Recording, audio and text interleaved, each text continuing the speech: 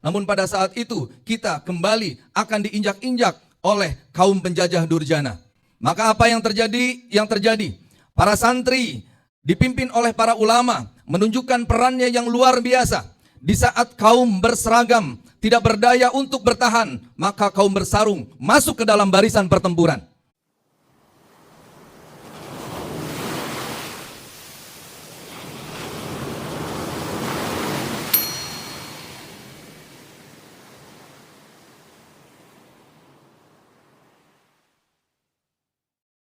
Anak-anakku sekalian, 22 Oktober kita peringati sebagai Hari Santri Nasional.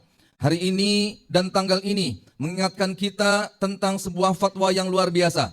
Fatwa dari seorang kiai, fatwa dari seorang mahaguru, fatwa dari seorang mujahid. Siapa lagi kalau bukan Hadratus Syekh Hasyim Asy'ari, pendiri Nahdlatul Ulama. Pertanyaannya adalah, apa isi dari fatwa tersebut dan untuk apa fatwa itu dikeluarkan?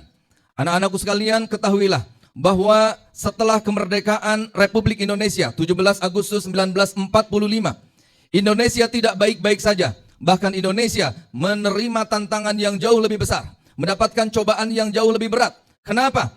Karena pada saat itu tentara Inggris dan sekutunya didomplengi oleh tentara Belanda melancarkan agresi militer yang kedua, melancarkan serangan militer yang kedua.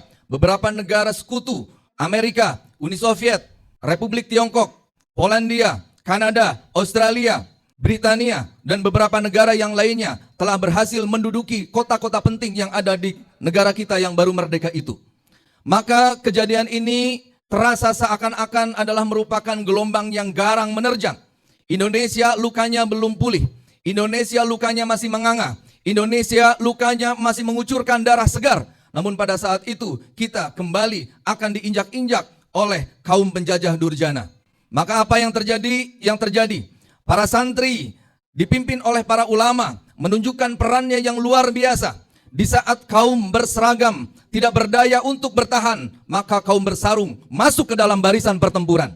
Pada saat itu Hadratus Syekh Hasyim Asy'ari, beliau mengumpulkan ulama-ulama se-Jawa dan Madura. Kemudian mencetuskanlah sebuah fatwa yang berisi setidaknya 3 maklumat. Yang pertama, berjihad melawan penjajah hukumnya fardu ain, wajib bagi setiap individu. Yang kedua, siapapun yang gugur di medan pertempuran, maka dia berhak menyandang status sebagai syahid. Dan yang ketiga, siapa saja yang bermaksud untuk memecah belah kesatuan bangsa Indonesia, maka dia wajib dijatuhi hukuman mati.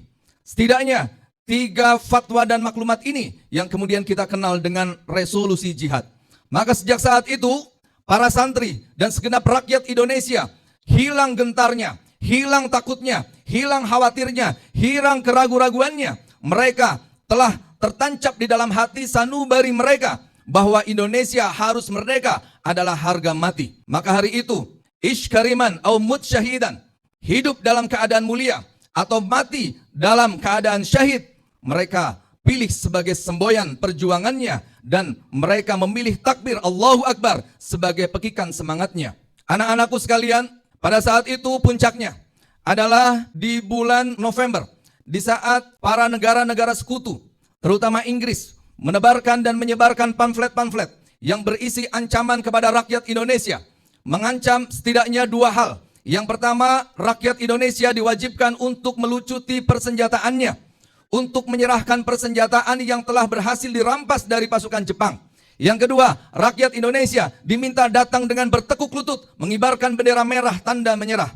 Maka pada saat itu, naiklah pitam dan mendidihlah darah segenap rakyat Indonesia. Dan hari itu ada seorang pejuang pahlawan muda yang sangat luar biasa bernama Bung Tomo, yang tidak lain beliau adalah seorang santri. Setelah sowan kepada beberapa kiai, meminta untuk diberikan fatwa dan diberikan doa. Kemudian beliau mengumandangkan pidato yang sangat-sangat lantang dan menggelegar. Disiarkan di banyak saluran-saluran radio. Beliau mengatakan sebuah pertentangan yang luar biasa atas ancaman yang diberikan oleh negara-negara sekutu.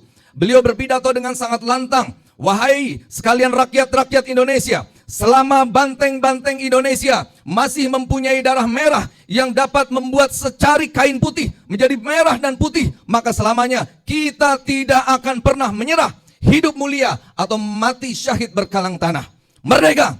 Merdeka! Maka pada saat itu, mendidihlah darah seluruh pemuda Indonesia. Mereka meringsek melawan penjajah dan hasilnya berbuah sangat manis. Dan manisnya masih bisa kita rasakan sampai hari ini.